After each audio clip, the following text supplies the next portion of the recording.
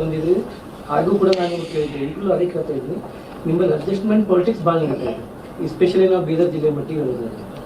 ಹಗಲಿನಲ್ಲಿ ನಿಮ್ಮ ಬಿಜೆಪಿ ಮುಖಂಡರು ಬಿಜೆಪಿಯಲ್ಲಿ ಇರ್ತಾರೆ, ರಾತ್ರಿ ವೇಳೆ ಕಾಂಗ್ರೆಸ್ ಅಲ್ಲಿ ಇರ್ತಾರೆ. ನಿಮ್ಮ ಇಡೀ ಸಭೆಯ ಆಂತರಿಕ ಸಭೆಯ ವಿಷಯಗಳು ಸಚಿವರಿಗೆ ಹೋಗ್ತದೆ. ಅಂತವರಿಗೆಲ್ಲ ನೀವು ಎಲ್ಲ ತಗೊಂಡು ಹೆಂಗೆ ಪಕ್ಷವನ್ನ ಕಟ್ತೀರಿ? ಇದುವರೆಗೆ ಶಿಸ್ತು ಕ್ರಮ ಆಗಿಲ್ಲ. ಭಗವಂತ ಖೂಬಾ ಅವರನ್ನ ಸೋಲಿಸಿದ್ದು ಮತದಾರರಲ್ಲ, ನಿಮ್ಮ ಪಕ್ಷದ ನಿರ್ಧಾರ ಕೈ ಜೋಡಿಸಿದ ಸಲುವಾಗಿ ಸೋತಿದ್ದಾರೆ. ಅದು ಎಲ್ಲ ಬಹಿರಂಗಿದೆ.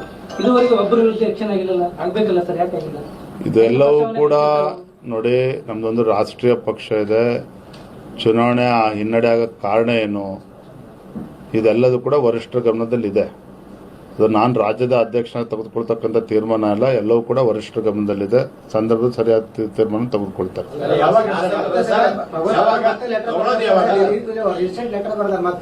ಇಡೀ ದೇಶದಲ್ಲಿ ಬಿಜೆಪಿ ಮೋದಿ ಅವರಿಗೆ ಶಾ ನೇತೃತ್ವ ಚೆನ್ನಾಗಿ ನಡೆದ, ಕರ್ನಾಟಕದಾಗ ಅದು ವಿರುದ್ಧ ಹೋಗ್ತಾ ಇದೆ ಅಂತ ಬರ್ತಾರೆ, ಲೆಟರ್ ಬರ್ತಾರೆ. ಏನಂತಂದ್ರೆ ಪ್ರತಿ ಉಲ್ಟಾ ನಡೆದಿಲ್ಲ ಅಂತಂತಾರೆ. ಸೊ ಇಷ್ಟಾದರೂ ಕೂಡ ಯಾಕಾಗ್ಯದ? ಮತ್ತೆ ಹಿಂದೆ 2024 ಎಲೆಕ್ಷನ್ ಮುಗಿ 2 ವರ್ಷ ಯಾವುದೇ ಕ್ರಮ ಇಲ್ಲ, ಅವ್ರು ಹಂಗೆ ಬಿಂದಾಸ್ ಇರ್ತಾ ಇದ್ದಾರೆ ಅಂತಂದ್ರೆ ಮತ್ತೆ ಮುಂದೆ ಹ್ಯಾಂಗೆ ಜನರ ಮುಂದೆ ಹೋಗ್ತೀವಿ? ಇವತ್ತು ಕೋರ್ ಕಮಿಟಿನಲ್ಲಿ ತಡೆಯೋಣ ಒಂದು ನಿಮಿಷ. ಪ್ರಭು ಚವ್ಹಾಣ್ ಅವರು ಬರೆದ್ರು, ಮತ್ತೊಬ್ಬರು ಬರೆದ್ರು, ಈ ರೀತಿ ಅನೇಕ ಸಲ ಬರ್ತಾರೆ. ನಮ್ಮ ರಾಜ್ಯದಲ್ಲಿ ಕೆಲವು ಜಿಲ್ಲೆಗಳಲ್ಲಿ ಸಂಘಟನಾತ್ಮಕವಾಗಿ ಈ ರೀತಿ ಸಮಸ್ಯೆಗಳಿದ್ದಾವೆ, ಆರೋಪಗಳಿದ್ದಾವೆ.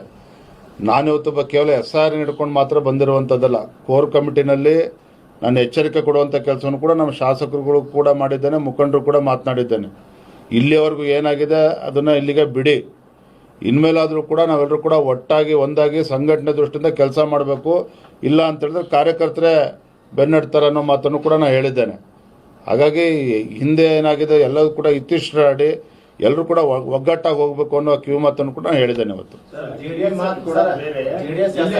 ಯಾವಾಗ ಆಗೋದು ಅದು ಒಂದು ಬೇಕಾಗಿದೆ. ಯಾಕಂತಂದ್ರೆ ತ್ವರಿತಾಗಿ ಆದರೆ ಮುಂದೆ ಬರೋ ಚುನಾವಣೆಗೆ ಎಫೆಕ್ಟ್ ಆಗ್ತದೆ ಅಂತ ನಿಮಗೆ ಗೊತ್ತಾಗಿದೆ. ಇದು ಕುರಿತು ಏನು ಅಂತ ಅಂಬೋದನ್ನ ಇದು ಆಗ್ತಾ ಇಲ್ಲ. ತಕ್ಷಣ ಅವ್ರಿಗೆ ಇದು ಆಗ್ಲೇಬೇಕಿದೆ. ಗ್ರಾಮ ಪಂಚಾಯತ್ ಮತ್ತು ಜಿಲ್ಲಾ ಪಂಚಾಯತ್, ತಾಲೂಕಾ ಪಂಚಾಯತ್ ಏನು ತಲೆ ಕೆಡಿಸ್ಕೋಬೇಡಿ, ಎಲ್ಲವನ್ನು ಕೂಡ ಸರಿಪಡಿಸ್ತೇವೆ. ಆಕ್ಷನ್ ತಗೊಂಡೇ ತೀರ್ಮಾನ ಮಾಡಬೇಕು ಅಂತೇನಿಲ್ಲ. ಕೆಲವು ಇಲ್ಲಿ ನಿಮ್ ನೋವು ಅರ್ಥ ಆಗ್ತದೆ, ನಮ್ಮ ಕಾರ್ಯಕರ್ತ ನೋವು ಆಗ್ತದೆ. ಒಂದ್ ನಿಮಿಷ ತಡಿಯಪ್ಪ, ಒಂದ್ ನಿಮಿಷ ತಡಿಯೋಣ. ನೀವು ಕೇಳಿ ಪ್ರಶ್ನೆ ಕೇಳಿದಿರಿ, ನೀವು ನಿಮ್ಮ ಕಾರ್ಯಕರ್ತರ ಭಾವನೆಯನ್ನ ಪತ್ರಕರ್ತರಾಗಿ ನೀವು ನಾನು ತಿಳಿಸುವಂತ ಪ್ರಯತ್ನ ಮಾಡ್ತಾ ಇದ್ದೀರಿ. ಅದು ನಂದೇನು ತಕರಾರಿಲ್ಲ. ರಾಜ್ಯದ ಅಧ್ಯಕ್ಷನಾಗಿ ನನಗೂ ಕೂಡ ಸಾಕಷ್ಟು ವಿಚಾರಗಳನ್ನ ಕೋರ್ ಕಮಿಟಿಯಲ್ಲಿ ಕೂಡ ಮಾತನಾಡಿದ್ದೇನೆ. ಒಗ್ಗಟ್ಟಾಗಿ ಹೋಗ್ಬೇಕು ಅನ್ನೋದನ್ನು ಕೂಡ ಹೇಳಿದ್ದೇನೆ.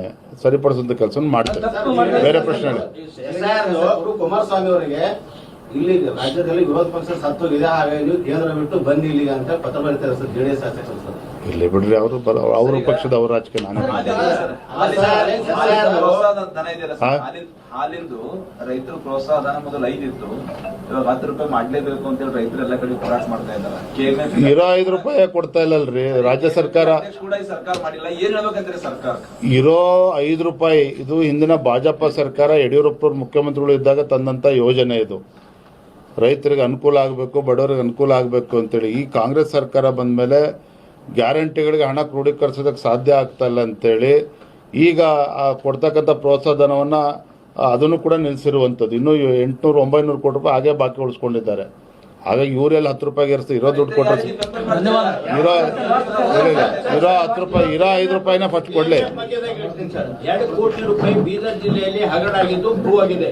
6-4 ಎಂಕ್ವೈರಿ ಆಯ್ತು, 6-8 ಆಯ್ತು, 6-9 ಆಯ್ತು, ಎಲ್ಲ ಪ್ರೂವ್ ಆಗಿದೆ. ಮ್ಯಾನೇಜ್ಮೆಂಟ್ ನವರು ಈ 2 ಕೋಟಿ ರೂಪಾಯಿ ರೈತರ ಪ್ರೋತ್ಸಾಹ ಧನ ತಿಂದಿದ್ದು ಇದು ಆಗಿದೆ. ಇಲ್ಲಿವರೆಗೆ ಯಾವುದೋ ಕ್ರಮ ಕೈಗೊಂಡಿಲ್ಲ.